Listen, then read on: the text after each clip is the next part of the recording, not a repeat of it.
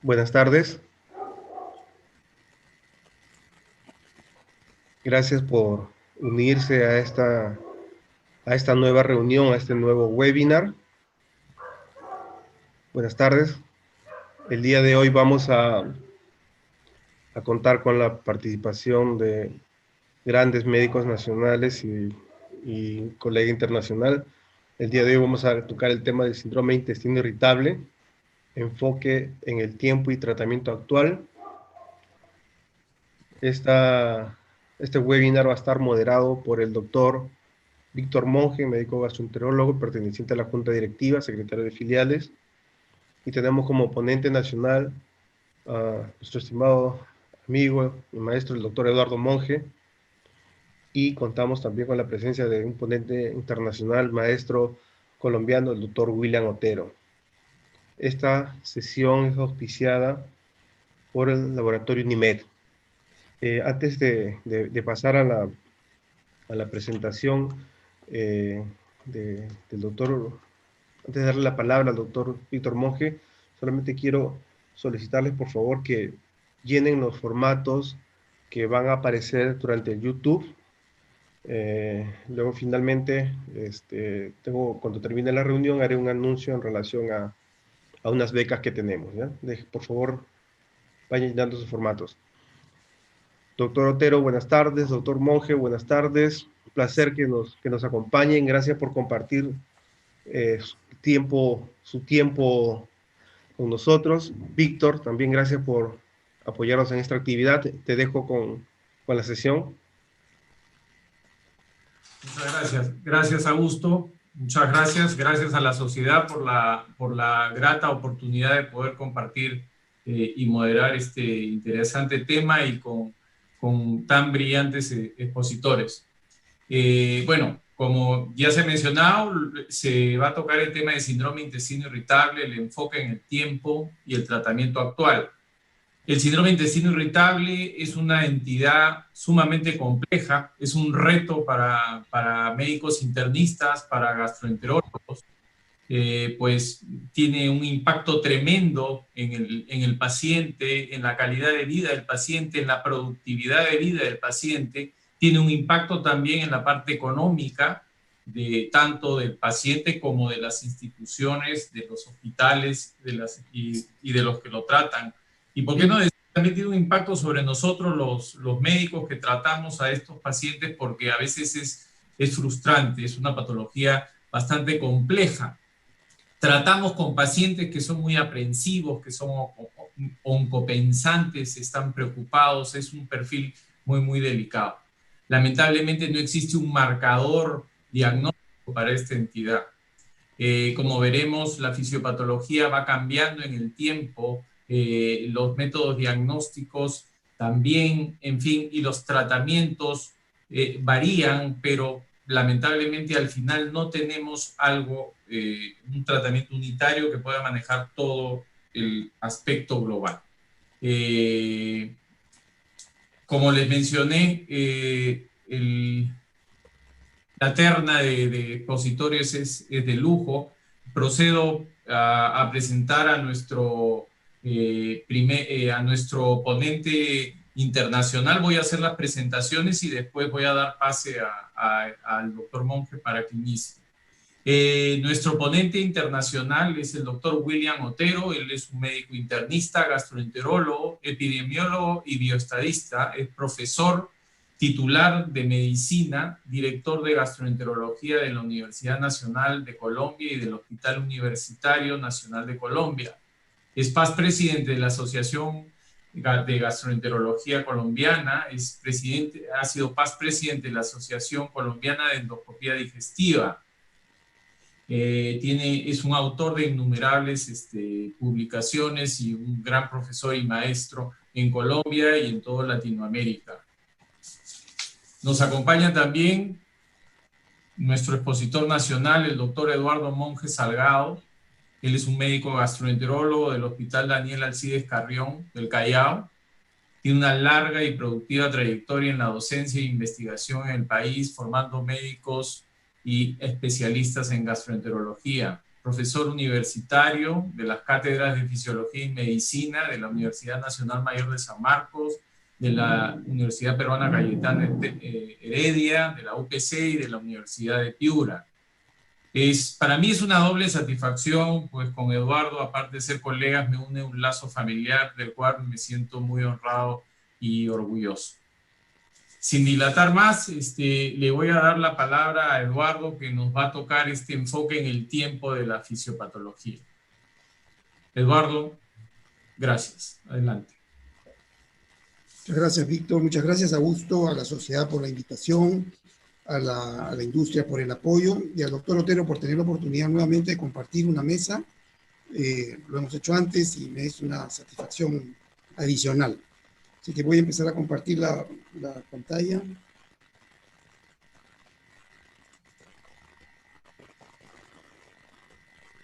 Vamos a ver.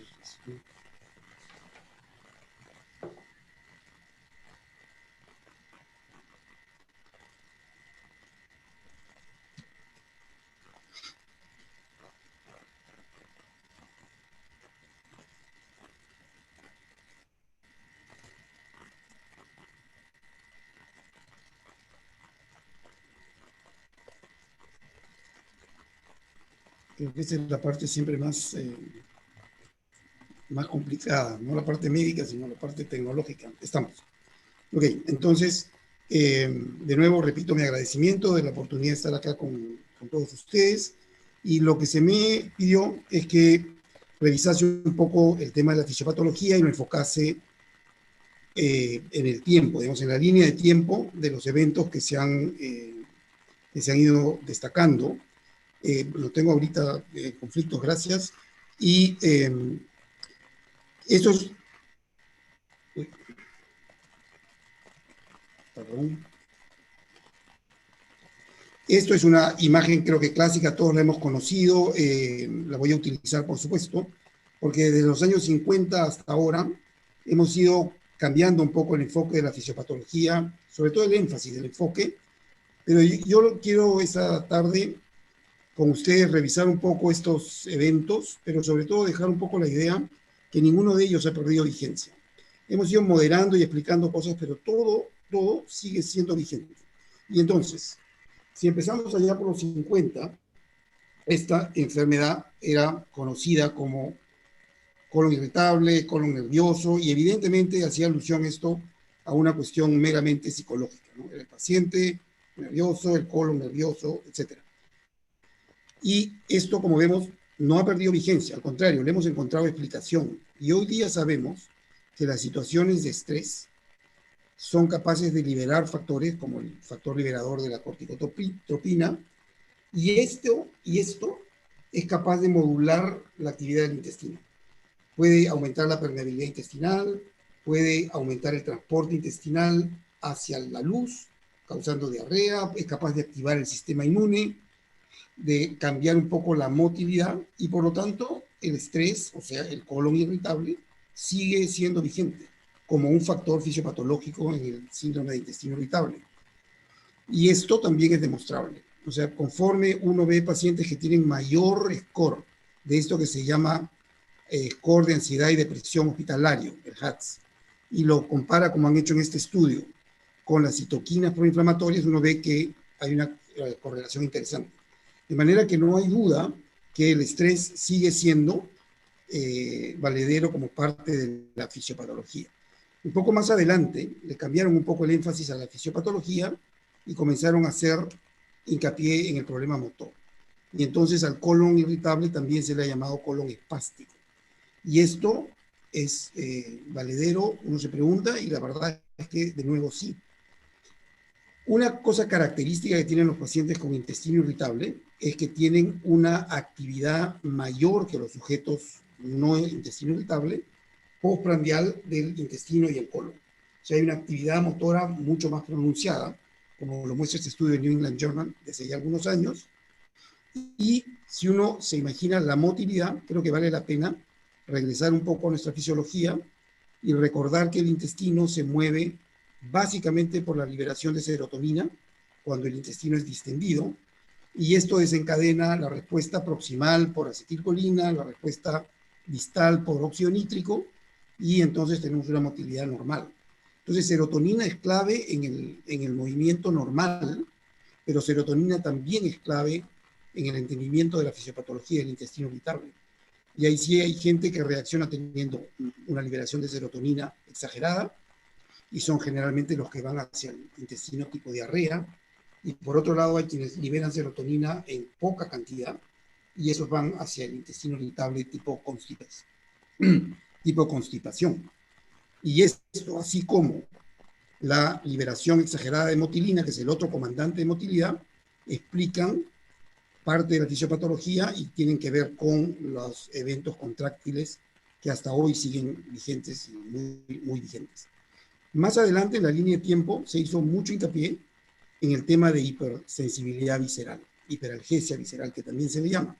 De nuevo, nos preguntaremos si esto tiene validez todavía, y la respuesta, yo creo que sí.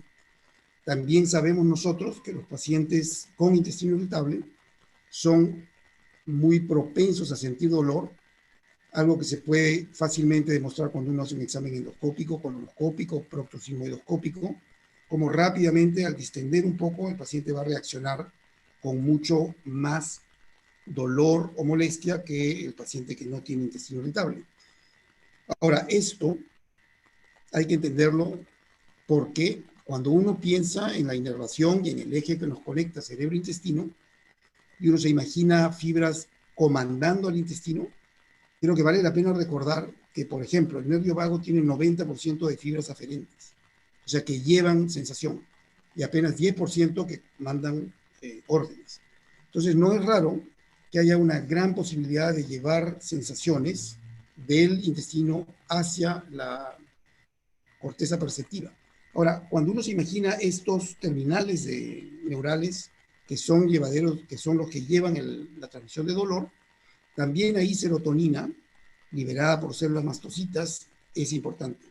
Porque a través de serotonina uno puede iniciar el proceso aferente de sensaciones, entre ellas dolor.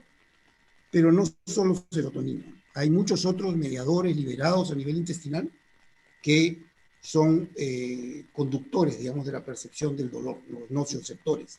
Y entre ellos yo quiero hacer hincapié en uno particular, que es el factor de crecimiento neuronal. Porque hoy día está entendido y demostrado que conforme uno tiene mastocitos que liberan este factor de crecimiento neuronal, lo que va a tener es un aumento de los terminales, una plasticidad y crecimiento de los propios terminales neuronales, por lo cual tenemos mucho más terminales de percepción de sensaciones, entre ellas el dolor. Entonces la hiperalgesia también es parte del problema. También, más adelante en el tiempo, se ha venido a entender que hay una respuesta inmune. Parte de ella ya la acabo de mencionar.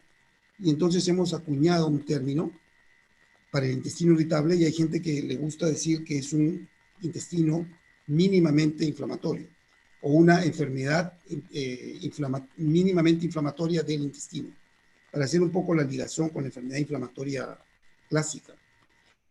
Y bueno, es también conocido hoy día que las personas con intestino irritable tienen un cambio en el número de células inmunes asociadas al aparato digestivo.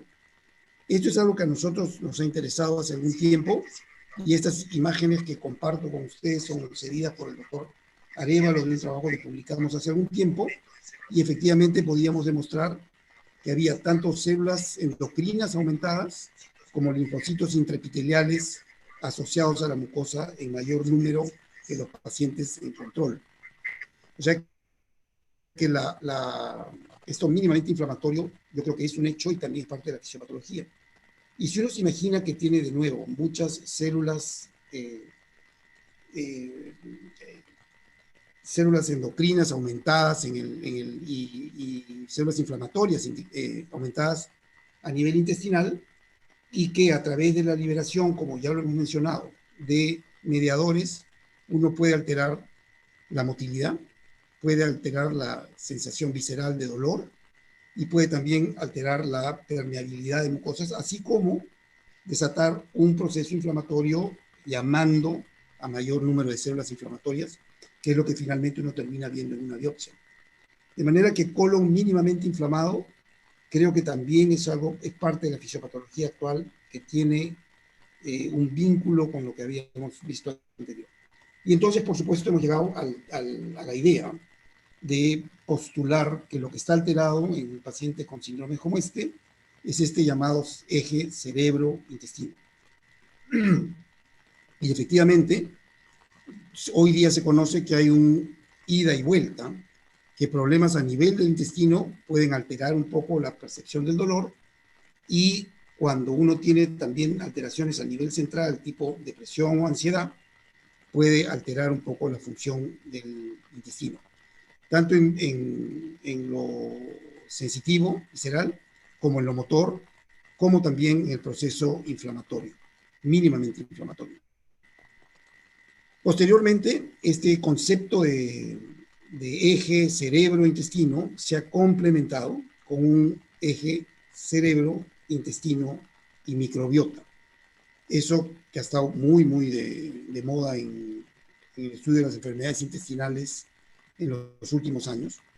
Y podemos hoy día conocer que los pacientes que tienen intestino irritable tienen una biota diferente de los pacientes, llamémosle control.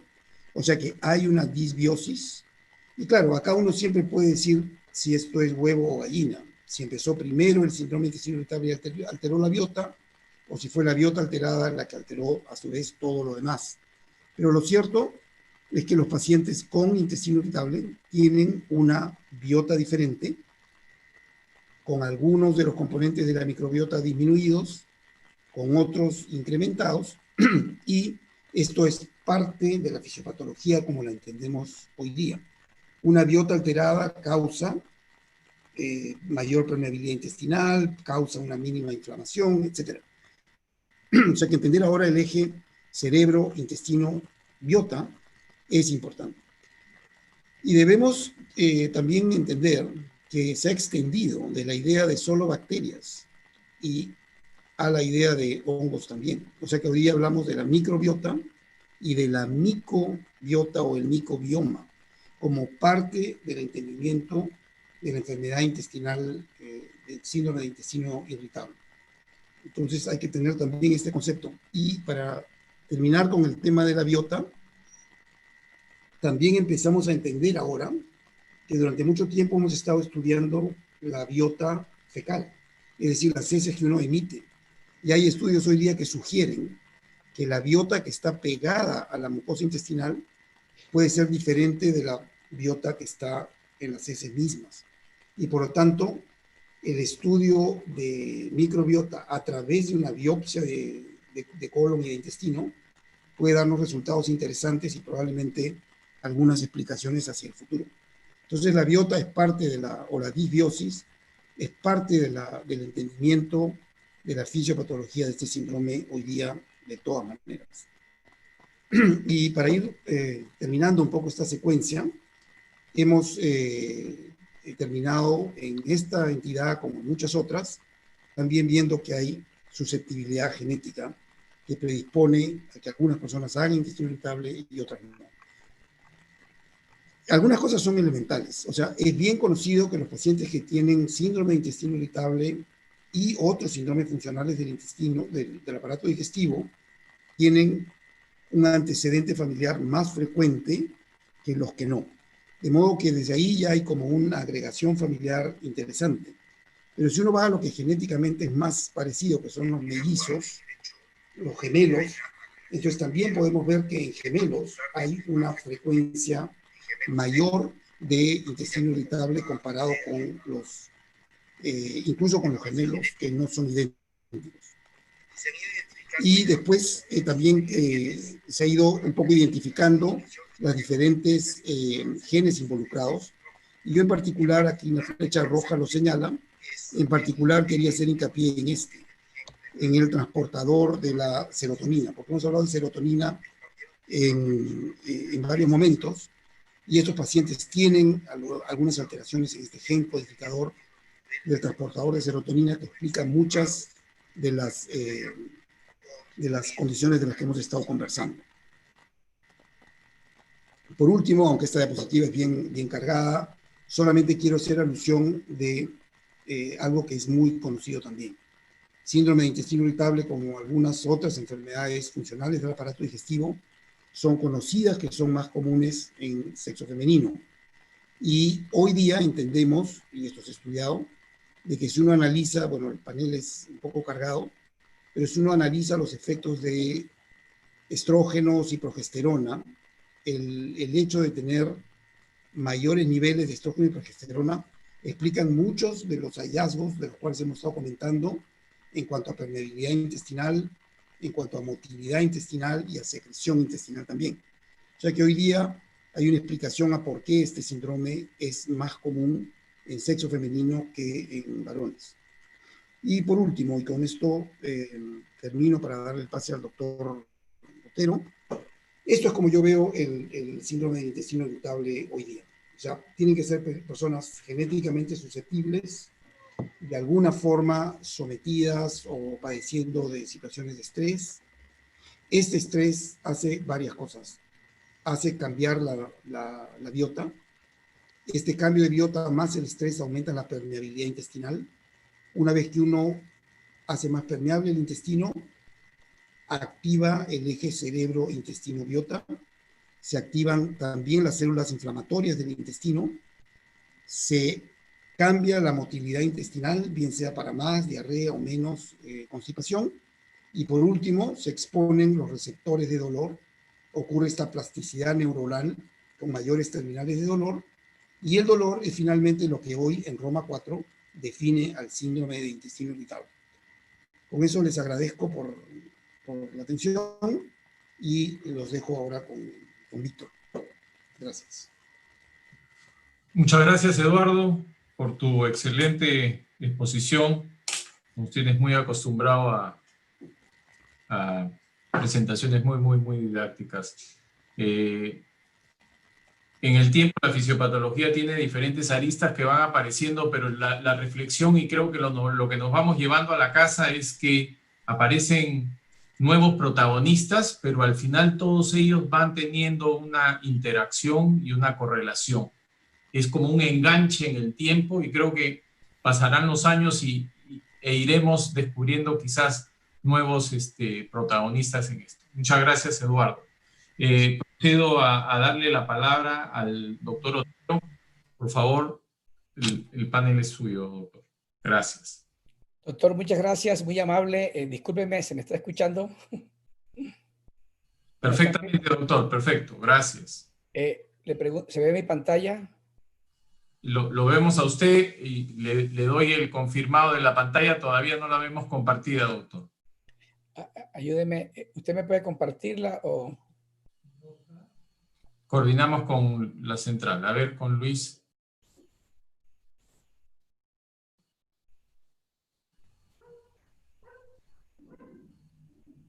¿Le puede dar compartir en como hicimos al... Sí, es que perdí el enlace aquí ahorita. Me pasó algo. Debe de estar de repente minimizado el... Sí. ¿Será en que el por extremo superior derecho está para ampliar la pantalla y luego ¿Ahí? Y luego en la parte inferior aparecen nuevamente los mandos para compartirla. Listo. Ahora, ahí está. Ahí está, doctor. Perfecto. Perfecto. Muchas gracias a todos. Doctor Monge, excelente. Estoy sorprendido. He aprendido mucho con usted, como siempre. Usted es mi maestro. Lo quiero mucho, lo admiro mucho. Gracias a todos ustedes, queridos amigos, por la invitación. Es para mí un placer y un honor estar con ustedes esta tarde. Mi conferencia será el síndrome de intestino irritable, cómo se diagnostica y se maneja en el 2020. Síndrome de intestino irritable es diferente a colon irritable, porque colon irritable no existe. Esa patología ya no existe, ya es otra historia. La prevalencia mundial depende de los criterios utilizados. Con Roma 4.6% del mundo tiene síndrome de intestino irritable, SII, en esta conferencia, y con Roma 3 tiene 9.6%. La ausencia del bloating o sensación de distensión abdominal o hinchazón ha hecho que sea más prevalente hoy día, menos prevalente en Roma 4 esta patología. Es un trastorno gastrointestinal funcional y ese concepto es supremamente importante porque significa específicamente que hay un trastorno del funcionamiento intestinal. No significa que haya ausencia de enfermedad orgánica, y tampoco que es una enfermedad producida por el estrés. De tal forma que funcional es un término obsoleto, estigmatiza al paciente y la gente piensa que el que está sano tiene una enfermedad imaginaria, que es una enfermedad no orgánica y que tiene síntomas por estrés. Todo esto es obsoleto. Hoy día es otra historia. Se considera que es un trastorno de la interacción del intestino-cerebro y es el más común de los trastornos funcionales que ve el gastroenterólogo en la vida diaria. Yo creo que al SII le ha sucedido lo que pasó con las úlceras pépticas. En el comienzo se pensaba con úlceras pépticas que eran psicológicas, igual que el SII, pero conforme se investigó y se encontró H. pylori y antiinflamatorios, hoy día la úlcera es orgánica. Y traigo un mensaje contundente para esta presentación en la tarde de hoy. El SII es orgánico. Tiene múltiples alteraciones identificables. Hay alteración del eje intestino-cerebro. El profesor Monge ha hecho una magnífica presentación. Voy a enfatizar que el sobrecrecimiento bacteriano es fundamental y esa disbiosis que ha sido claramente aquí expuesta, alteraciones epigenéticas, etcétera, hacen parte de la patología. Y el SIBO, que es algo absolutamente frecuente en esta patología, se ha encontrado que es más frecuente en la gente con SII que en los controles. Cuando se utiliza un cultivo con 10-3 es mucho más frecuente que en los controles. Y quiero enfatizar que la disbiosis puede implicar la aparición de uno u otra manifestación clínica. Específicamente cuando hay metano, lo más probable es que haya SII con estreñimiento. Y en la medida en que coinciden varias alteraciones de manera simultánea, como se ve aquí, esta parte aquí rosadita, hay peor calidad de vida en el individuo. El profesor Monge ha enfatizado en esto y yo voy a decir también que la depresión y la ansiedad tienen una alteración de la microbiota, de tal suerte que dependiendo de la microbiota puede haber estreñimiento, puede haber ansiedad, depresión y hay una influencia recíproca, biunívoca. Trastornos en la esfera mental pueden modificar la ecología y modificar la microbiota. Y a su vez el metaboloma, los metabolitos modifican el comportamiento del individuo. Esto está hoy día en boga por el concepto de que se puede impactar la microbiota y claramente SII versus controles tiene microbiota totalmente anormal. Y más recientemente, y otro concepto que quiero enfatizar esta tarde, es que un segmento de pacientes tiene una enfermedad autoinmune.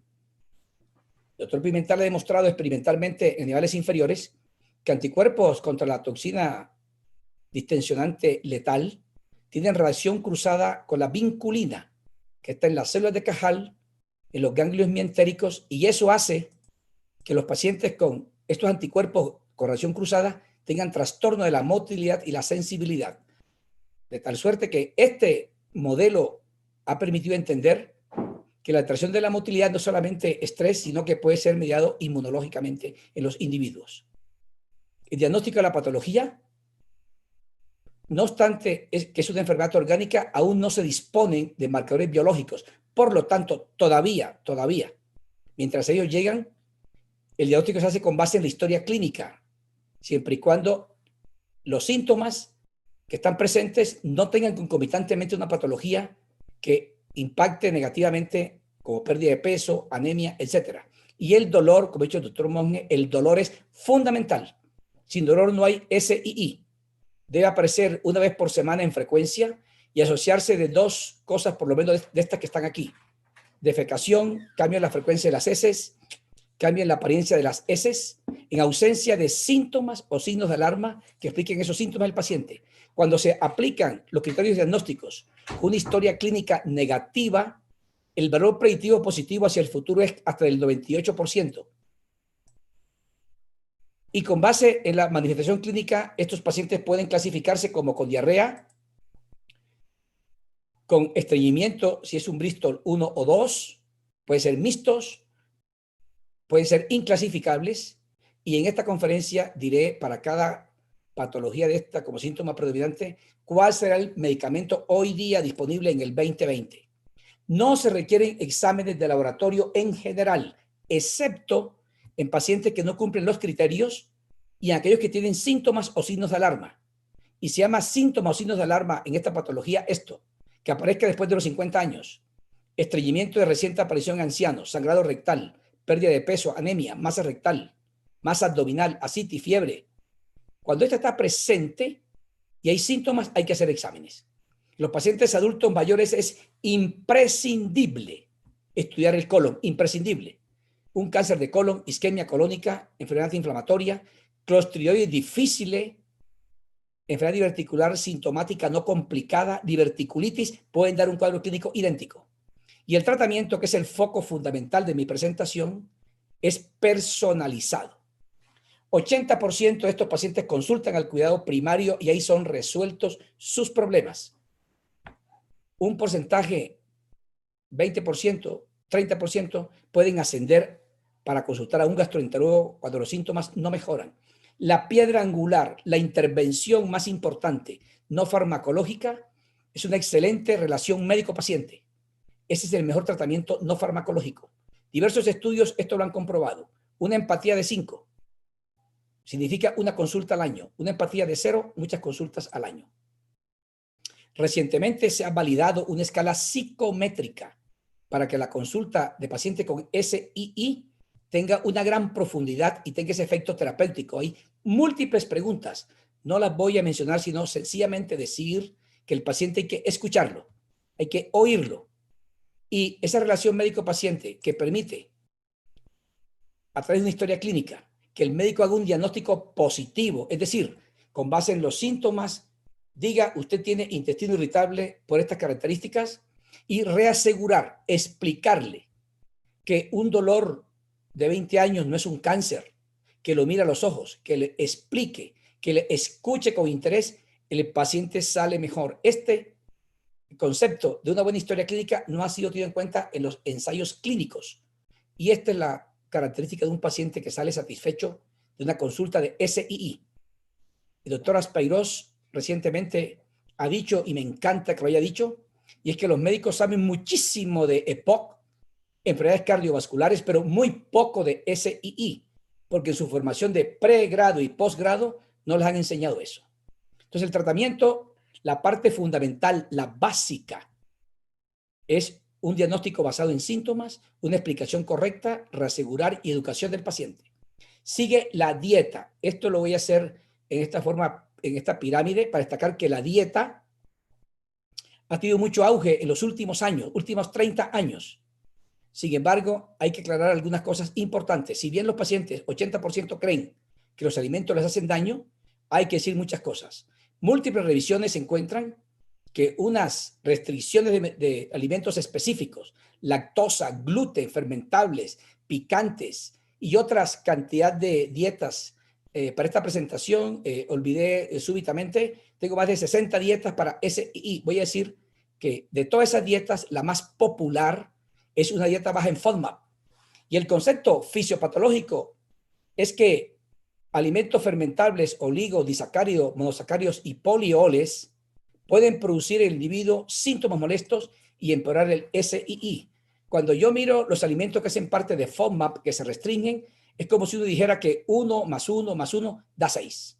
Es decir, todo el mundo sabe que estos alimentos hacen daño, hoy día se han agrupado y se llaman alimentos FODMAP, y bajar los FODMAP mejoran los pacientes. Este es el constructo. Estos alimentos no son digeridos en su totalidad en el delgado, no se absorben, van al colon, y la microbiota personal puede hacer gas, aumentar la osmolalidad, y el individuo puede sensar estas alteraciones.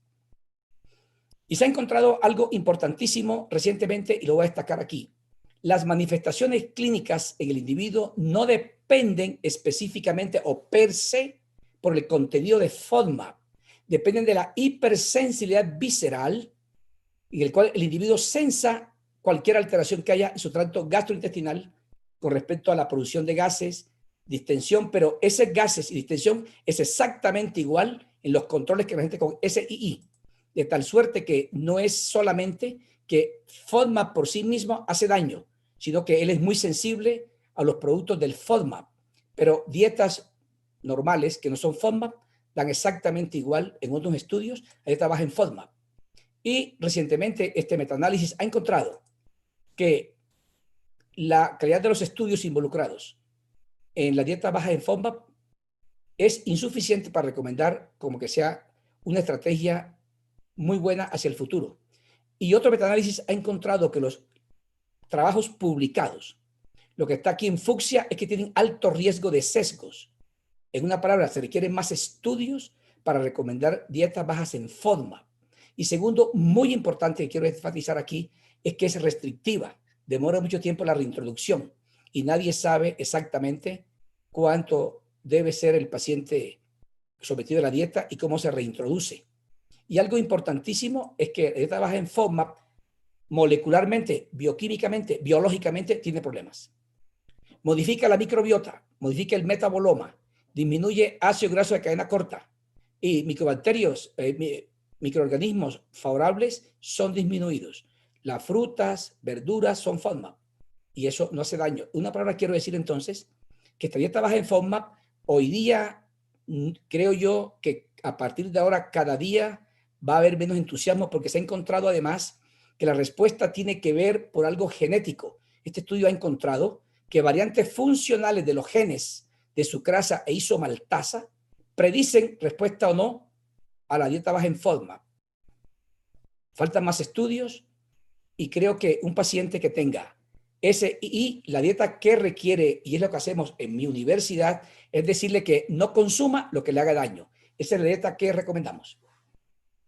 Con respecto a los medicamentos, en el pasado había un remedio para el colon y con ese remedio para el colon era importantísimo para quitar esta enfermedad. Eso ha cambiado hoy día.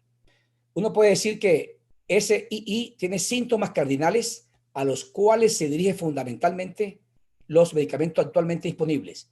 A controlar el dolor, el bloating o hinchazón o sensación de distensión abdominal con o sin distensión medible, el estreñimiento y la diarrea. Voy a sintetizarlo. Los medicamentos están dirigidos a controlar el dolor, bloating y la escala de Bristol en el individuo. Pero estos síntomas presentes en un paciente tienen múltiples mecanismos fisiopatológicos que los pueden estar produciendo de tal suerte que los medicamentos actualmente disponibles están dirigidos a modificar los síntomas sin saber exactamente qué está pasando en el individuo.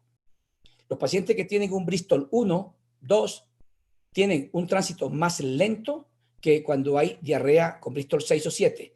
Y asimismo, esta gente con 6 o 7 tiene más agua y los medicamentos actualmente disponibles se les exige que modifiquen la escala de Bristol para ser aprobados por la FDA o por la Agencia Europea de Medicamentos. Las intervenciones farmacológicas de primera línea de cuidado primario y de gastroenterólogos son estos. Laxantes como fibra, polietilenglicol, loperamida es un medicamento antiguo, pocos estudios, las guías NICE lo recomiendan, creo yo que sería útil de manera profiláctica, pero la evidencia que hay sobre ella es mínima. Y otros medicamentos son para el dolor. Entonces, el dolor, que lo tienen todos los pacientes, sin embargo, no es intenso en todos los pacientes. Para controlarlo hay antiespasmódicos, y aquí traigo solamente 2 antiespasmódicos que, con la evidencia publicada, son los que están por encima de un placebo. El bromuro epinaverio y bromuro tilonium. Y un medicamento herbal que es la menta oleosa. Y recientemente se ha encontrado que la rifaximina también puede mejorar el dolor. ¿Cuál es la evidencia? Los antiespasmódicos relajan el músculo liso. El bromuro de epinaverio es un medicamento que a las 2 semanas, y esto es un mensaje contundente de mi presentación, a las 2 semanas empieza a haber mejoría en el dolor y la consistencia de las heces, comparado con un placebo. A las 4 semanas se mantiene. Mi mensaje es que desde las 2 semanas el pinaverio, el individuo comienza a sentir mejoría. Y a las 4 semanas, cuando 2 endpoints principales se tienen en cuenta, también es superior a un placebo. El bromuro de otilonium es otro excelente relajante del músculo liso. Creo yo que, no obstante que es superior a un placebo, el defecto que tiene, en mi opinión, es que empieza a hacer efecto después de 15 semanas de tratamiento. El pinaverio desde las 2 semanas. De las 15 semanas, el dolor se disminuye de intensidad. Ustedes pueden ver aquí cómo este análisis agrupado. La frecuencia de las deposiciones se comienza a ver igualmente después de muchas semanas de tratamiento. Y la evaluación global del dolor igualmente comienza a verse aquí de las 10 semanas y 15 semanas.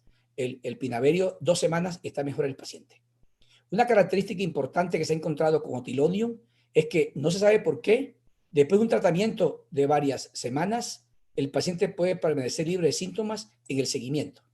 La menta oleosa es un medicamento absolutamente fantástico, pero este estudio recientemente publicado, y es el mejor realizado en el mundo hasta el momento, encontró que la menta oleosa que se libera en el intestino delgado versus la que se libera en el colon versus placebo son exactamente igual para los dos endpoints que exige la FDA. Disminución del 30% del dolor y 50% del tiempo sin ese dolor. Y este estudio incluyó pacientes que tenían Roma 4 como características. Igualmente, alivio global de síntomas fue igual a un placebo de la menta oleosa. Sin embargo, en objetivos secundarios como mejoría del peor dolor y mejoría del malestar abdominal fue mejor que un placebo. Solamente la menta oleosa que se liberó del intestino delgado trae un mensaje contundente, en mi opinión, este artículo, y es que la oleosa que se liberó en el colon no fue mejor que un placebo, de tal suerte que esto dice en algo que no es el colon el que está enfermo, porque si de ser así, creo yo que este por lo menos hubiera sido similar al anterior. Un metaanálisis publicado hace muchos años encontró que otros antiespasmódicos clásicamente utilizados, específicamente la trimebutina y la iosina, son iguales a un placebo. Por eso aquí no va a hacer énfasis en ellos. La rifaximina, recientemente se ha encontrado que este antibiótico intraluminal, recientemente se ha encontrado que mejora el dolor en los individuos comparado con un placebo. La rifaximina, entonces, en este tipo de pacientes, es un antibiótico tópico que, con base en la evidencia que yo he mostrado aquí ahorita, puedo resumir diciendo que la rifaximina sirve 550 miligramos 3 veces al día por 14 días para modificar el microbioma, alterando el SIBO, sirve para diarrea, para dolor y para bloating.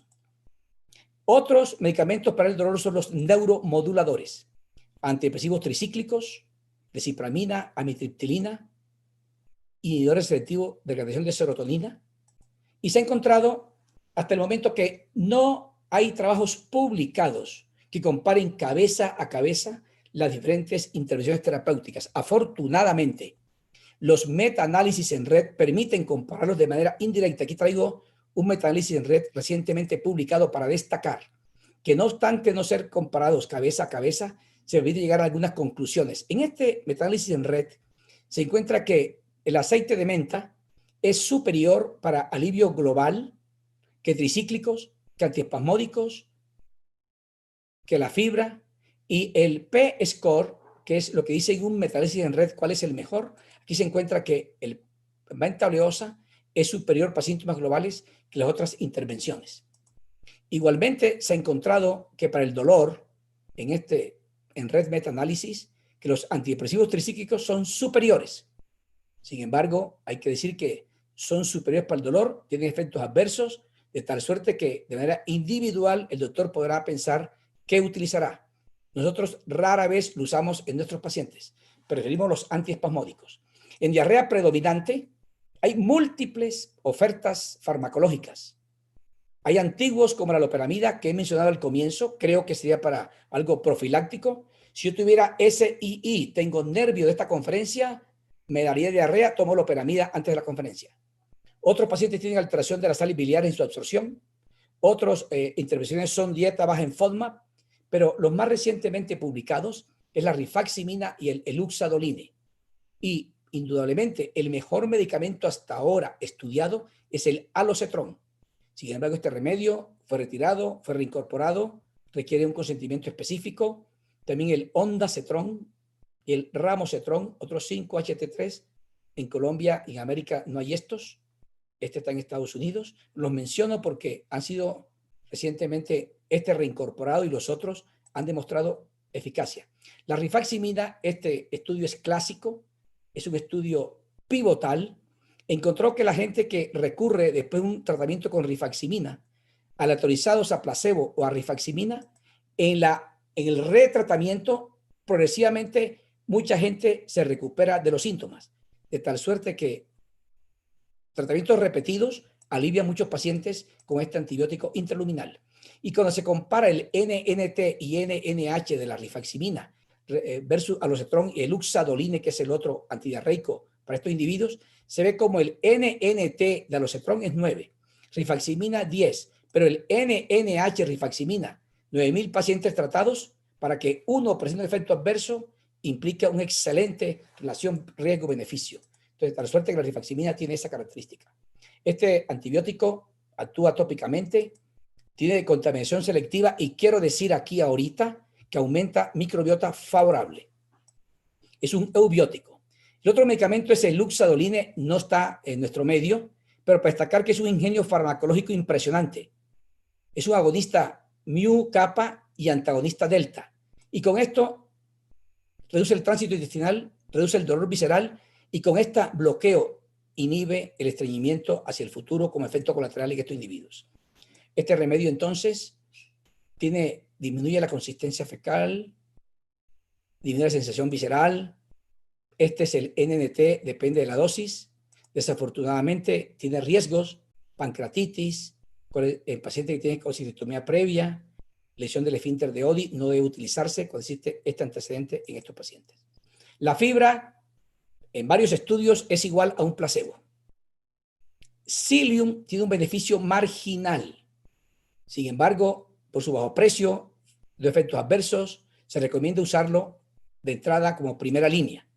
Si después de 4 semanas el Psyllium no mejora a un paciente o el polietilenglicol absolutamente seguro no mejora a un paciente a las 4 semanas, cambiar de estrategia. Y hay evidencia suficiente demostrada que linaclotide, tenapanor, tegaserot recientemente reintroducido, lubiprostone, plecanatide, 6 o 3 miligramos son excelentes para el estreñimiento. Estos medicamentos son altamente costosos. Lubiprostone, por ejemplo, en algunos países ha sido suspendido, no por efectos adversos, sino porque no se vende por sus altos costos.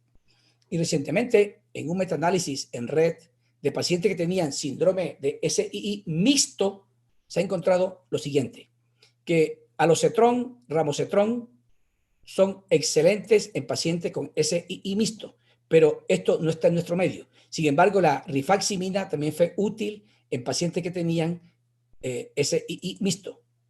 El microbioma ha sido un blanco terapéutico, el doctor Monge lo ha insistido y lo ha dejado clarísimo. Es un blanco terapéutico hoy día. Y se han usado probióticos, antibióticos como rifaximina, dieta baja en FODMAP y trasplante fecal. Los probióticos, por si acaso yo lo olvido, no hay evidencia suficiente para demostrarlos, para recomendarlos. Antibióticos, rifaximina es un antibiótico espectacular. Esta baja en FODMAP está criticada hoy día y el trasplante fecal está hacia adelante. Es tan importante el concepto de la disbiosis que este trabajo del profesor Pimentel con su grupo han demostrado que la neomicina con rifaximina mejora el estreñimiento y más aún cuando lo mejora se baja la producción de metano. Hacia el futuro no sabemos si el SII estreñimiento se trataría con medicamentos que quiten el metano en el tracto gastrointestinal. El trasplante de materia fecal es algo interesante. Cuando este metaanálisis se incluye en los estudios publicados hasta el momento, no hubo beneficio. Sin embargo, cuando se hizo un análisis por subgrupo y específicamente utilizando trasplante fecal, utilizado o administrado mediante colonoscopia o endoscopia, aquí se ve que fue superior a no utilizar trasplante fecal. Y más recientemente, hay un trabajo publicado que ha encontrado que cuando se da placebo comparado con trasplante fecal, 30 gramos, 60 gramos, es superior el trasplante fecal al placebo. Hacia el futuro, creo que esto será una gran avenida para pacientes que sean refractarios. Y algo importantísimo con esta aquí ahorita es que yo nunca he visto que una intervención terapéutica en SII tenga un beneficio por encima de un placebo superior al 20%. En este trabajo recientemente publicado, la ganancia por encima de un placebo fue 65%. Si quieren más estudios, pero quiero enfatizar el impacto de la microbiota en estos individuos. Con el advenimiento de los bancos de materia fecal y la posibilidad de tener estos productos sin necesidad de buscar un donador que es tan costoso, hacer la tamización y la exclusión de patologías infecciosas, hoy día se promociona que la gente pueda vender la materia fecal. Si lleva una materia fecal, es un candidato perfecto, lo estudian y es ideal. le dan $40 por cada materia fecal que llega. Y si está cumplido la semana, le dan un premio de $50. Entonces hay gente que está en el baño así, me imagino yo, que es un donador de materia fecal, es un semental de materia fecal. La mujer le dice que vaya a trabajar y dice, tranquila, estoy trabajando. No se preocupe que estoy aquí trabajando. Desafortunadamente las cápsulas parece que no funcionan bien en SII y habrá que administrarlo por endoscopios. Además, las cápsulas pueden producir esto y esto almacenado y administrado por colonoscopia y endoscopia podría ser útil en los pacientes. Otros medicamentos son los neuromoduladores, antidepresivos tricíclicos, inhibidores selectivos de recaptación de serotonina y globalmente todos son mejores que un placebo. En la práctica, entonces, ¿qué hacer? Una excelente relación médico-paciente, dieta, lo que el paciente le haga daño, es más sencillo que una dieta de 4 meses con restricciones y reintroducciones, pensamos nosotros. Si tiene estreñimiento, utilizar fibra. Si no funciona, creo yo, polietilenglicol son económicos. Si no funciona, un secretagogo. Pacientes con diarrea, rifaximina, está disponible en América Latina. Si no se dispone, loperamida de manera profiláctica. Tricíclicos, dependiendo del perfil de seguridad y patología del individuo. No compartimos dieta baja en FODMAP. Para el dolor o malestar abdominal, pinaverio o tilonium. Y este metaanálisis en red ha mostrado que la mente oleosa puede ser útil. Y el bloating, que insisto, es una sensación de distensión abdominal y si bien no está en criterios de Roma 4, seguramente porque hay problemas de traducción a diferentes idiomas, es un síntoma absolutamente molesto que baja la calidad de vida del individuo y existe rifaximida, pinaverio y otilonium para estos individuos. Ningún tratamiento es eficaz en todos los pacientes, de tal suerte que se pueden combinar los tratamientos. En el pasado pensábamos que un solo remedio lo solucionaba, pero hoy día ya los combinamos. Creo que este sería el resumen de mi presentación. Diagnóstico basado en síntomas, que el médico le explique, eso es una gran seguridad al paciente. Dieta a suspender lo que le haga daño. Medicamentos de primera línea, como loperamida, o laxantes como fibra o PEC. Si aquí no funciona, ahora sí, unos medicamentos un poco más costosos y el paciente que no mejora y hay un psicólogo que hace parte de un grupo de gastroenterólogos que manejan SII o un psiquiatra que sabe de SII, él podría atenderlos. Un psiquiatra que no sabe de SII empeora al paciente. El mejor psicólogo, el mejor psiquiatra es el doctor. Y el paciente severo sería un paciente que requiere un equipo multidisciplinario con este par de especialistas, terapias psicológicas y trasplante fecal experimentalmente. Muchas gracias, queridos amigos, muy amables por su atención. Muchas gracias, doctor Otero. Muchas gracias, doctor Monge, por tan excelentes presentaciones. Invitamos a los colegas que nos están viendo por el canal de YouTube de la Sociedad de Gastroenterología, por favor vayan haciendo sus preguntas para poder plantearlas a nuestros especialistas. Doctor Otero, una pregunta en relación a la dieta. Su grupo, el grupo que usted dirige, ¿qué tipo de dieta recomienda usted? Por lo que he visto, la dieta baja en FODMAPs definitivamente tiene una serie de problemas, ¿no? Porque podría afectar la microbiota, hay un problema con los ácidos grasos de cadena corta y hay una afectación finalmente más que un beneficio. ¿Qué tipo de dieta recomiendan a ustedes a su grupo de pacientes y cómo hacen para ir reintroduciendo nuevamente una dieta habitual? Doctor, muchas gracias por esa excelente pregunta. Hace muchos años nosotros utilizamos medicamentos, creo que ya dieta, creo que es similar a la FODMAP, pero de la siguiente manera. Voy a decirlo aquí muy rápidamente porque yo no lo sé de memoria. El paciente siempre pregunta, doctor, ¿debo suspender la leche, el trigo, el gluten? Decimos, tranquilo, tranquilo. Va a suspender lo siguiente, leche y derivados, banano, peras, duraznos, uvas, manzanas. Eso tiene rafinosa y estaquiosa.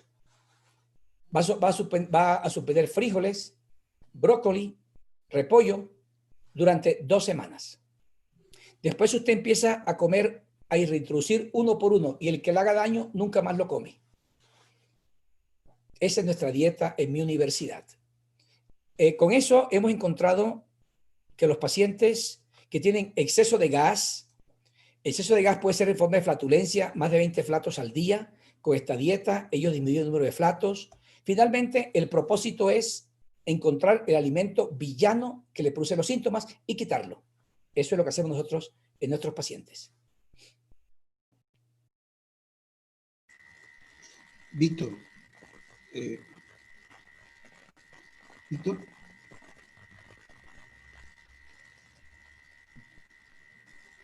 Sí, doctor. Perdón, Eduardo. Disculpe que Quería estaba... solamente comentar un poco lo que acaba de decir el doctor Otero y darle un poco de las cifras que nosotros tenemos recogidas en cuanto a alimentos. Y nuestros 4 alimentos, cuando encuestamos a nuestros pacientes respecto a qué cosas les produce molestias, algunos no son sorpresa. Lácteos es el primero, menestras, manzanas, que lo ha mencionado el doctor Wingan también, y el cuarto es una cosa que la gente con mucha frecuencia repite, que es el pan. Entonces no es sorprendente también de que haya una respuesta a dietas con bajo gluten, porque el pan parecería provocar, no siendo celíacos por supuesto, pero parecería provocar molestias también.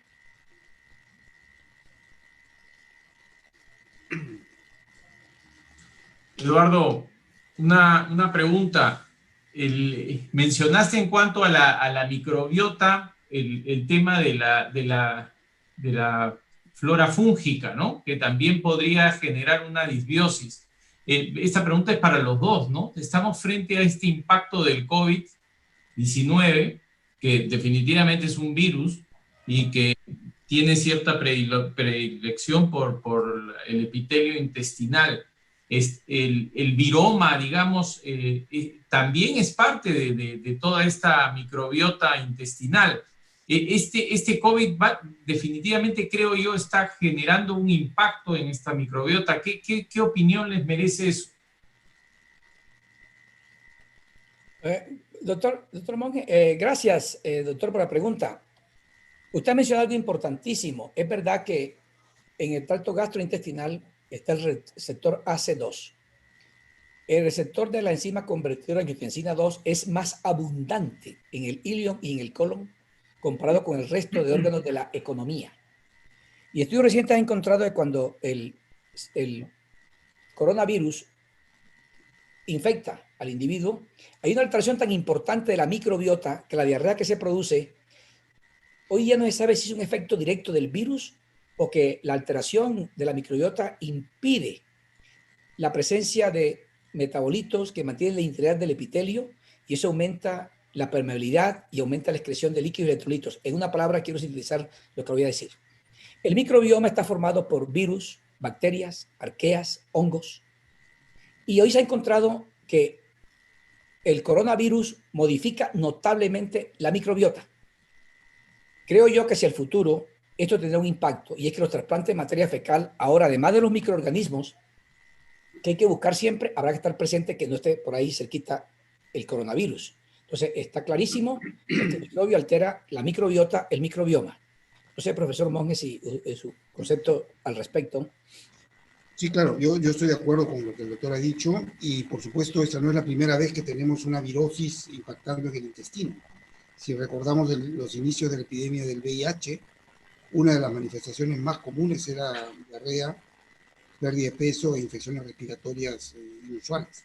O sea que diarrea era una manifestación común. Bueno, el rotavirus es un ejemplo clarísimo de un virus impactando en el intestino. Y bueno, del COVID todavía no tenemos experiencia, ¿no? Es corto el tiempo, pero sin duda los pacientes que están afectados en cuanto a la producción de diarrea, me refiero, ¿no? O sea que sí, yo creo que los virus, como hongos, como bacterias, son parte todas de la posibilidad de tener una disbiosis y afectar el intestino, sin duda. Lo que queda ver también es el efecto a largo plazo, porque algo que de repente no hemos hablado mucho es lo que se llama el síndrome de intestino irritable postinfeccioso. Habrá que ver si la infección por este coronavirus es capaz de después dejar un estado permanente tipo síndrome de intestino irritable post-COVID, ¿no? El tiempo nos va a decir eso. Muy interesante. Tengo una pregunta de los colegas en el canal. Dice así: ¿existe alguna evidencia sobre diferencias entre el cuadro clínico y el manejo del síndrome de intestino irritable en pacientes del Alto Andino, en pacientes que viven en ciudades de altura? ¿Qué comentario nos podrían dar al respecto? Bueno, no conozco estudios sobre eso. Lo que sí puedo decir es que el SII es una patología universal. En Colombia, la prevalencia que encontraron unos investigadores de mi universidad mostró que era un poco más alta en Victoria de Roma 3 que en otras latitudes. Lo que sí puedo decir es que es universal y el posinfeccioso, el no posinfeccioso, tiene un comportamiento similar. He visto estudios de México y más o menos eso coincide a nivel mundial, pero la pregunta específica, que si la altura o algo, no conozco trabajos sobre eso. No sé. Ya, ¿Tú qué opinión nos tienes? sí, yo creo que como en muchas entidades, la altura ha servido para que algunas personas lo usen como una bandera de protección. Lo hemos vivido ahora hace poco, justamente hablando del COVID, cuando se dijo de un inicio de que la altura los protegía. Y hoy día ya sabemos que eso no es así. A pesar de que la gente en altura expresa menos el receptor ECA que el doctor se ha referido. Pues eso se dijo, va a proteger contra la invasión del virus. Pero ya hemos visto que no. Y yo creo que conforme las ciudades nuestras, por lo menos, de altura se han ido occidentalizando en cuanto a dieta, estilos de vida, etcétera, el síndrome de intestino irritable es igual en cualquier parte, ¿no? Hay alguna información respecto a nuestra altura, pero esa es la selva nuestra, del doctor Curioso, y él encontró eso, que había intestino irritable en costa, tanto como en selva. O sea, probablemente, como el doctor Otero lo ha repetido, es un síndrome universal, ¿no? Está en todas partes. Gracias. Revisando las preguntas que llegan, veo un factor común de mucho interés del público en relación al síndrome de intestino irritable con la predominancia de la distensión, del bloating. Muchos preguntan cómo lo enfocan, cómo lo manejan. Gracias por la pregunta.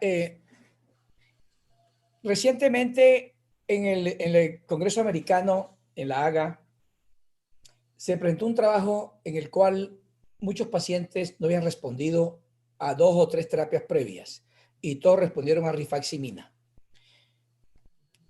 Creo yo que el mejor remedio para esos individuos, el mejor sin lugar a duda, es la rifaximina. Paciente con sensación de distensión abdominal, con o sin distensión medible. Distensión medible significaría clínicamente que por las tardes la ropa le queda apretada y él siente como un balón en el abdomen, aunque no esté distendido, y a veces está distendido, y 50% de los pacientes tienen la sensación y la distensión real.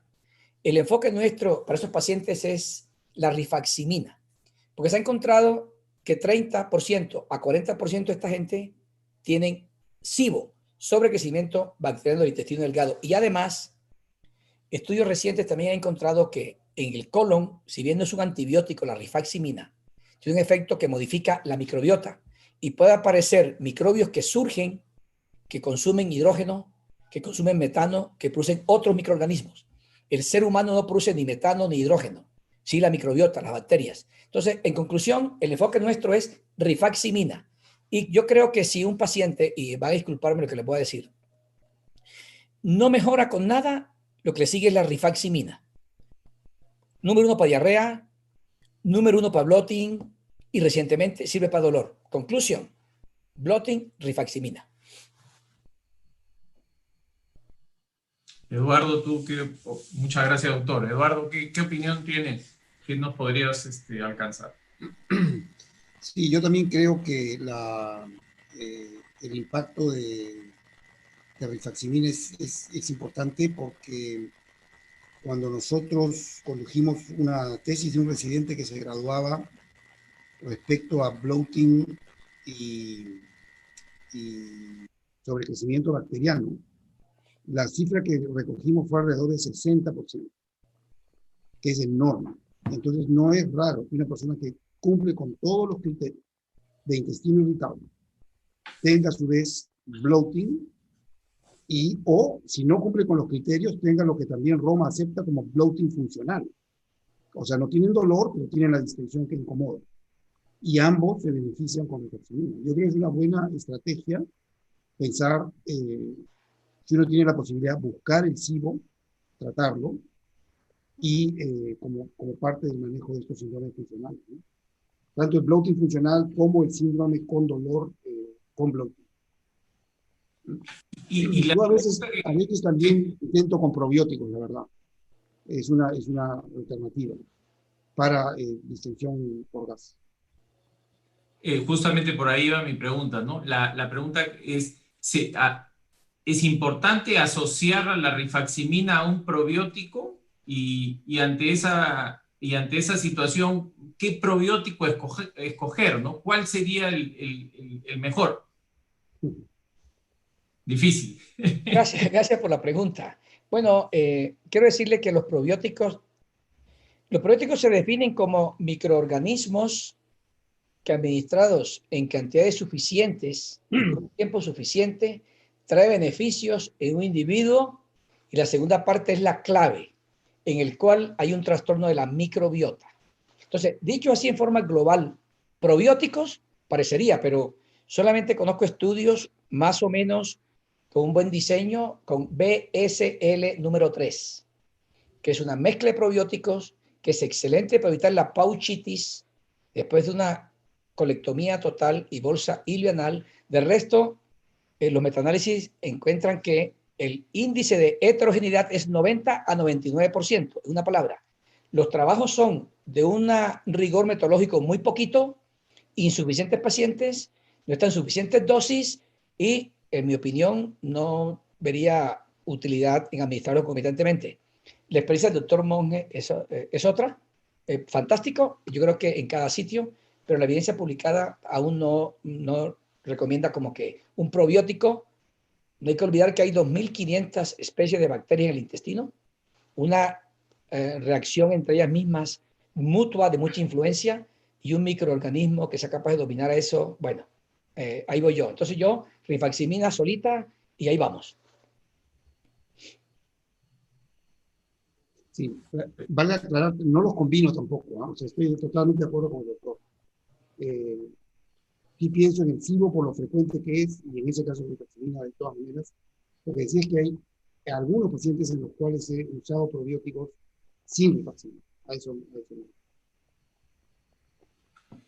En el escenario de un paciente con un síndrome de intestino irritable de variedad de estreñimiento, en el cual reagudizó el estreñimiento digamos, de 4 o 5 días, que lo lleva a mucho malestar, ¿evalúan ustedes la posibilidad de hacer una limpieza colónica con polietilenglicol al punto de tenerlo, digamos, preparado como para una colonoscopía, y en la base de un intestino limpio iniciar la terapia para un SI estreñimiento?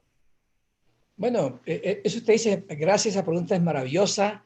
Lo que usted dice me parece un ingenio, excelente ingenio, pero para nosotros sigue siendo lo mismo. Se lo empeoró. Hay que pensar de manera concomitante varias cosas. Si el individuo que ha cambiado en su vida en las últimas semanas, que se empeoró el estreñimiento, tendrá medicamentos nuevos, más estrés, más ansiedad, tendrá opioides que esté consumiendo, analgésicos, pero con esa historia clínica que estoy contándole aquí ahorita, que es fundamental en la evaluación de cada paciente, la conducta es la misma. Nosotros de entrada, y el expediente estreñido, empezamos con polietilenglicol, pero oral, no para lavar el colon. Ahí vamos. Y según mejore o no mejore, usamos secretagogos y específicamente lubiprostone. No tenemos más. Y cuando tiene bloating, de una rifaximina, porque la rifaximina se ha encontrado que también disminuye la flora metanogénica. El Metanobribacter smithii, que es el que produce el metano, y hoy día el SIBO con producción de metano es otro tipo de SIBO, Se maneja con rifaximina. Conclusión, es compleja el paciente, pero la historia clínica es fundamental. Damos polietilenglicol 17 gramos al día a 34 gramos al día. No mejora, depende del cuadro clínico. Podemos dar rifaximina o concomitantemente con rifaximina. Y si no mejora, un secretagogo como lubiprostone. Eduardo, no. Bueno, la gente lo pide mucho, ¿no? O sea, hay mucha gente que pide, ¿no? ¿Por qué no hacer un lavado del colon? Yo jamás recomiendo eso. También hay gente que dice, después de que me hicieron una colonoscopía y me lavaron previamente, he quedado mucho mejor. Tampoco recomiendo una colonoscopía como forma terapéutica en absoluto. Lo que hemos usado en algún momento, que a mí me decepcionó mucho, fue el flucalopride. Este es un serotoninérgico, ¿no? Para estreñimiento. El efecto que teníamos, recuerdo cuando lo usábamos, era un impacto inicial más o menos bueno y después una decaída en el efecto y el paciente se decepcionaba igual que nosotros del uso. Entonces yo también, como el doctor, creo que manejamos estos pacientes con polietilenglicol, pero no como lavado intestinal, sino como uso a largo tiempo, ¿no? Pasando al síndrome de intestino irritable de variedad de diarrea, pero el postinfeccioso. La pregunta es, si tenemos la preocupación de que nuestro paciente pudiera desarrollar un síndrome de intestino irritable de este tipo, postinfeccioso, ¿ustedes recomiendan alguna medida en especial en aquel paciente que tiene una infección intestinal clásica y tú dices, bueno, yo lo que voy a prevenir de que este paciente pueda caminar hacia un intestino irritable postinfeccioso después de esta infección que acaba de hacer? Gracias por la pregunta. La gastroenteritis aguda de cualquier índole, viral, bacteriana, etcétera, puede producir síndrome postinfeccioso. De tal suerte que después de una infección cualquiera, la giardia puede dar síndrome postinfeccioso. Entonces sería, lo que hay que estar es atento a que eso puede aparecer, pero su pregunta me encanta para decir que ese modelo de postinfeccioso es el que ha permitido entender que las bacterias que tienen la citotoxina distensionante citoletal, es lo que ha estudiado el doctor Pimentel y ha encontrado anticuerpos contra esa citotoxina que tienen reacción cruzada con la vinculina, una proteína estructural de las células incluyendo el sistema nervioso entérico. Entonces, ese modelo es el que ha permitido decir que mucha gente con posinfeccioso intestino irritable tiene una reacción de autoinmunidad, pero es muy prematuro decir eso. Ahora, ahí vamos. Otra cosa que uno ha visto es que mucha gente hace diarrea del viajero. Diarrea del viajero se ve incluso en un mismo país, cuando de un sitio de mejores condiciones sanitarias a una parte del país con peores condiciones sanitarias. Nosotros eso, en el pasado pensamos que era un país rico, su habitante era un país pobre, pero también hemos visto dentro del mismo país. Entonces, en la diarrea del viajero, los antibióticos como la rifaximina pueden ser útiles. Entonces, ahora que nadie sabe quién va a ser ese II posinfeccioso, porque eso es con la historia clínica. Aparecen los síntomas unos meses después y tiene como el antecedente, hace tiempo vi una gastroenteritis. Podría ser. 10% de la gente hace posinfeccioso. 90% de la gastroenteritis se recuperan completamente. No se podría predecir. No se podría predecir. Perfecto. En el escenario de un paciente con síndrome de intestino irritable y un paciente con colitis ulcerativa, ese paciente con colitis ulcerativa que entra a esos periodos de periodo silencioso, como que ha resuelto su problema momentáneamente, pero sin embargo comienza a hacer síntomas compatibles con ¿se reactivó la enfermedad o esto es un síndrome de intestino irritable? ¿Cómo lo enfocan? ¿Hay asociación? Es un poco complejo, ¿no? ¿Qué opinión tiene? Gracias por la pregunta. Los pacientes, hay que decir varias cosas. Voy a referirme ahora específicamente para responder esa pregunta, a qué es un paciente con colitis ulcerativa y no enfermedad de Crohn.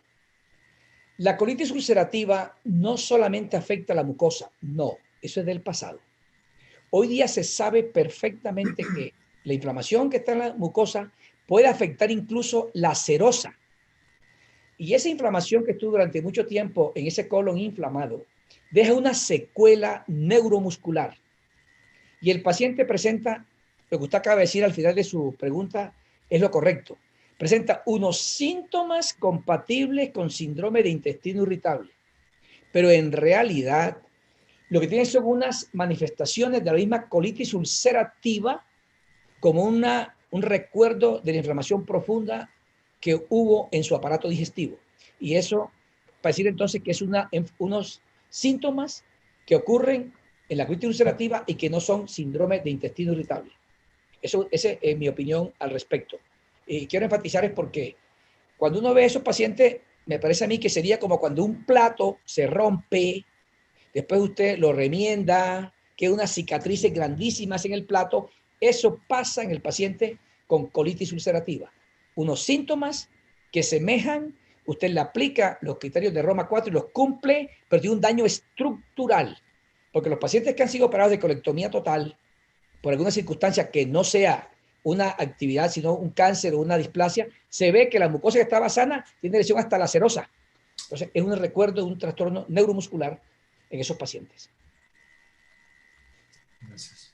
Eduardo. Víctor, claro, por favor, tu estoy opinión. totalmente de acuerdo con el doctor en el sentido de que me es difícil catalogar de intestino irritable a alguien que tiene una bien diagnosticada colitis ulcerativa.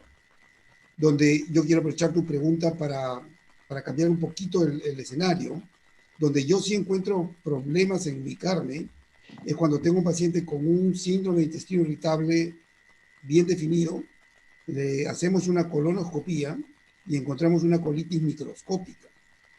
Porque creo que ahí estamos en esta transición entre si el intestino irritable se demuestra que tiene un poco más de células inflamatorias y tenemos esta otra entidad cuantificada que se llama colitis microscópica, ¿cómo hacemos? O sea, puede haber un intestino irritable con un poco más de linfocitos interepiteliales, en fin, y catalogarlo como una colitis microscópica. Yo creo que sí. O sea, creo que si estoy frente a una colitis microscópica la trato, pero muchos de esos pacientes persisten con síntomas y calzan dentro del intestino irritable y pues tendrán que ser manejados como tal. Ese es un poco, pero yo creo que ese escenario es muy común y quienes nos escuchan con mucha frecuencia, si hacen a sus intestinos irritables colonoscopía y biopsias, se van a encontrar con esta situación perpleja. ¿Qué hacemos, no? con esta situación? Yo manejo la colitis microscópica, pero no es raro que después persista con un intestino irritable. No sé, doctor William, ¿qué opinión le mereces? Igual que usted, doctor, estoy totalmente de acuerdo, profesor, totalmente de acuerdo. Voy a decir que creo que la colitis microscópica, sea linfocítica o colágena, hoy día tiene más o menos unos patrones histológicos que uno permitiría decir que es eso específicamente. Pero muchas veces los patólogos creen que cuando llega una biopsia del colon, ellos tienen que decir algo tienen que decir. Y siempre hay colitis inespecífica, colitis quiescente, algo tienen que decir. Normalmente en la submucosa hay linfocitos, normalmente. La microbiota que está ahí, sus epítopes, bacterias enteras, pueden cruzar la submucosa y pueden producir ahí una inflamación localizada y controlada, una inflamación fisiológica. Creo que sería sentarse uno con el patólogo y que le diga uno, a ver, muéstreme cuántos linfocitos usted está viendo ahí. Creo que hay un sobrediagnóstico con esa colitis, pero lo que usted dice, doctor, es absolutamente correcto. Estoy de acuerdo con usted. No sabemos, como usted menciona, si esa inflamación de colon leve, que no es colitis ulcerativa, que no es infecciosa, no es clostriditis difícil, etcétera, etcétera. Es posible que habrá que hacer más estudios, pero estoy de acuerdo con usted. Usted la trata. Nosotros damos, por ejemplo, budesonida, simultáneamente colestiramina en algunos pacientes, depende, pero estoy totalmente de acuerdo, profesor. Habrá que el patólogo especificara y leyera bien la histopatología, ahí la que llama colitis microscópica, que diga exactamente. Y también creo es importante ver de dónde manda uno las muestras, porque También. si uno manda muestras muy Bien. cerca del hilio, También. el sobrediagnóstico va a ser inmenso. Entonces hay que tener claridad en que las muestras mejores son alejadas del hilio, probablemente transverso, ¿no? Para no entrar en confusiones. Interesante. Revisando preguntas, coinciden 3, 4 en lo que es el síndrome de intestino irritable con predominancia de dolor y cómo lo enfocan ustedes y cuál es su comentario en relación al uso de antidepresivos, de neuromoduladores, qué escogen, por cuánto tiempo se usa y qué tanto vale, en qué momento pido la ayuda psicológica, el apoyo psicológico, un psicólogo asociado al grupo de trabajo, o en qué momento pido apoyo al psiquiatra. ¿Qué opinión merece? Bien, gracias doctor por la pregunta, magnífica. Bueno, el dolor abdominal es algo subjetivo. No hay un dolorímetro. ¿Qué tanto dolor tiene? Eso es subjetivo. Depende de cada individuo. Esa pregunta es importantísima. Creo que así como hay un cuestionario validado de la calidad de la consulta, hay que decir que la consulta de intestino irritable es distinta a otras consultas. Primer punto. Habrá que ver en este momento de la exacerbación del dolor. No hay intestino irritable sin dolor. Ese es el número 1. Debe tener 2 cosas más, además del dolor, pero no siempre el dolor es muy intenso. El dolor muy intenso habrá que ver cómo está su aspecto emocional, qué frustraciones tiene, etcétera, etcétera, etcétera. Pero al lado de eso, hay que estudiar también qué patologías pueden explicar el dolor. Voy a tener la pregunta porque nosotros hemos visto muchos pacientes con dolor intratable que tiene SII y hemos encontrado lo siguiente, que es un dolor de la pared abdominal, tiene el signo de Carnet positivo.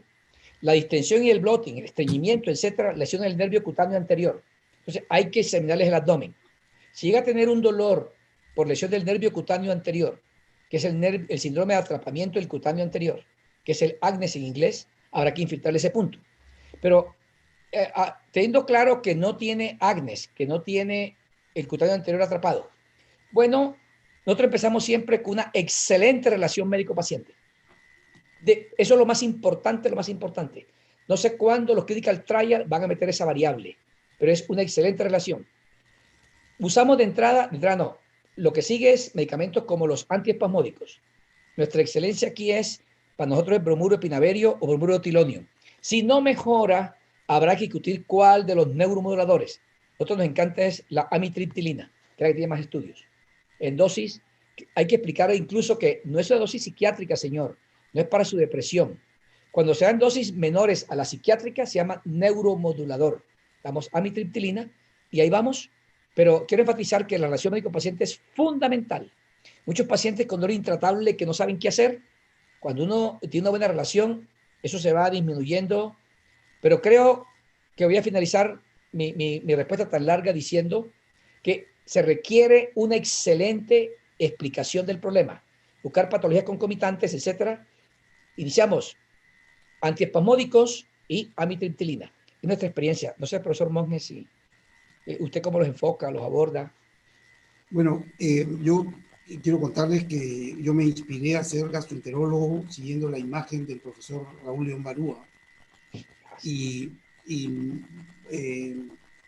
él hacía unas pequeñas encuestas como parte de todas sus consultas y creo que el 99% de sus pacientes tenían ansiedad y depresión, o una de ellas. Y yo recuerdo mucho que él prácticamente a todos los pacientes los iniciaba con amitriptilina, ¿no? Con cuadros de este tipo funcionales. Yo no he seguido esa línea en el sentido de prescribir tanto antidepresivo. Pero si llega el caso, creo que nos enfrentamos a los 2 grandes grupos. El grupo de los tricíclicos y el grupo más moderno de los inhibidores de recaptación de serotonina. Y la información que yo he podido ver nos dice que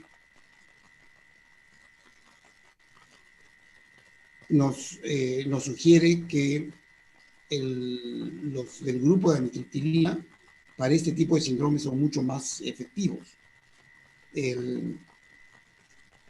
Eso es un poco respecto a los antidepresivos. No sé si se me escucha. Sí, perfecto. Porque había perdido la... el otro punto que quiero resaltar es el que el doctor ha mencionado. Nosotros en el servicio donde yo trabajo durante mucho tiempo, desgraciadamente esas cosas del ministerio ya no lo pudimos continuar, teníamos un psicólogo trabajando en el departamento de gastro. No referíamos al paciente al departamento de psiquiatría y psicología, porque eso generalmente es muy mal tomado por el paciente. En cambio, lo incorporábamos al psicólogo en el propio servicio y frente a la situación de decir acá todos los pacientes tienen una evaluación global de la parte muy médica y de la parte psicológica, y eso lo encontraban los pacientes y nosotros mismos muy satisfactorio. La idea de incorporar, esto que siempre hablamos, ¿no? Multidisciplinario, un nutricionista, un psicólogo trabajando en el servicio propio, lo tuvimos con mucho éxito y después, bueno, el proyecto se desarmó, nos retiraron el personal, pero yo encuentro eso mucho mejor que referir al paciente a un ambiente psiquiátrico. Y la otra cosa que también creo que es importante es culturalmente aceptar alternativas, terapias alternativas y complementarias. Hay gente que busca soluciones diferentes y yo trato de nunca decir no, eso no, sino más bien de incorporar y tratar de hacer las dos cosas. Lo que yo prescribo, y si la persona encuentra que el yoga le hace bien, o que el ejercicio determinado le hace bien, o que el pilates le hace bien, o que la acupuntura lo ayuda, enhorabuena. Y si es un poco más a la cultura nuestra andina, tiene alguna costumbre como el cuy o el huevo, etcétera, lo incorporo igual. Nunca combato las terapias complementarias siempre y cuando no interfieran con la prescripción médica. Muchas gracias Eduardo. El comentario del psicólogo dentro del servicio de gastroenterología me parece sensacional, me parece muy interesante, es muy cierto, ¿no? Cuando derivas ya al paciente al psiquiatra, ya eso es un golpe y tratamos pacientes que son muy aprensivos, muy susceptibles, ¿no? Muy cierto. Abusando de la confianza, otra pregunta más. En cuanto al síndrome de intestino irritable de variedad diarrea, algunas palabras con respecto a enfermedad celíaca y a esta diarrea asociada a sales biliares. Es algo que a veces coexiste o comienzas a tratarlo y lo manejas y lo descubres. ¿Qué opinión les merece? Una diarrea, hay que estar seguro de que es un intestino irritable con diarrea. Significa que tiene crisis de dolor abdominal y diarrea recurrente. Porque mucha gente tiene diarrea crónica, más de 4 semanas, diarrea persistente, ese tiene un enfoque distinto. Una diarrea crónica hay que hacerle colonoscopia, endoscopia, etc. Pero voy a tomar el concepto de la enfermedad celíaca, pues habrá que distinguir si es una enfermedad celíaca o es un intestino irritable. Son dos patologías que tienen un comportamiento diferente.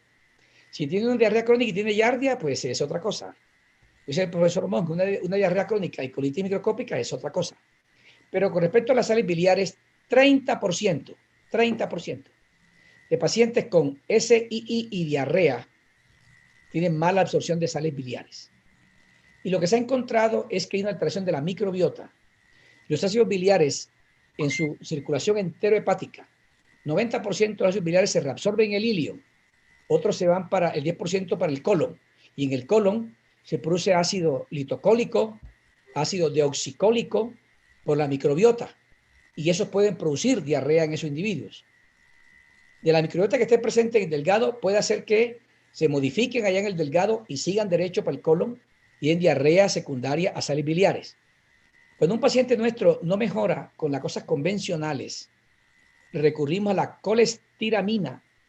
Si tuviéramos colestevelam, lo usábamos también porque eso está indicado en pacientes con SII y diarrea, depende del caso, pero su pregunta específica, si tiene celíaca, ya es otra enfermedad.